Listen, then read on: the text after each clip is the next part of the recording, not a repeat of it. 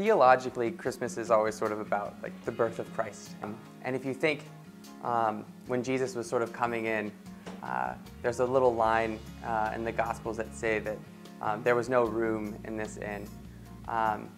And the sort of that feeling that Mary and Joseph must have had as they're trying to bring in this new life of Jesus into the world, that there isn't room for Jesus. If we think about theologically having no room for Jesus, what that may mean for us, and there are sort of times of struggle and our times of want and our times of need, that we sometimes think that there's no room for Jesus, that there's no room in this inn, that's sort of the real places where Jesus' birth can sort of come in to our own lives.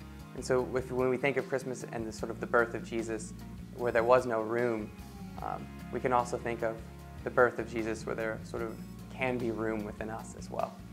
Hanukkah is any time early December to late December. It changes because the Jewish faith follows the lunar calendar, so it changes every year. It is 8 days long. During Hanukkah, we light the Hanukkah or the menorahs, and we also say the blessings and light the candles every single night. We light the candles to remember the 8 days that the flame and the oil was burning throughout the war and destruction of the temple. My faith is important to me because I feel like it helps me stay connected to my family and to the community that I grew up with. It's just a way for me to continue what I was raised on and practice my values and remember where my values come from and just be connected to something that is higher than myself. And so it enables me to feel that connection and feel that sense of purpose.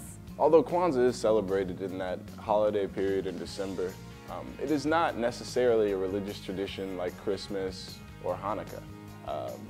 Kwanzaa was created not as replacement for those, but as a supplement. Kwanzaa gives people a chance to remember their heritage and to remember the values that their ancestors had and to make sure that they are not lost in translation. I started celebrating Kwanzaa when I was a child. It was introduced to me by my parents, kind of as a way to be proud of who I am and my heritage. But it's definitely a reminder of where I came from and what people had to do in order for me to be here today and what sacrifices they had to make. And it helps me remember the community-centered African ideals that my ancestors had.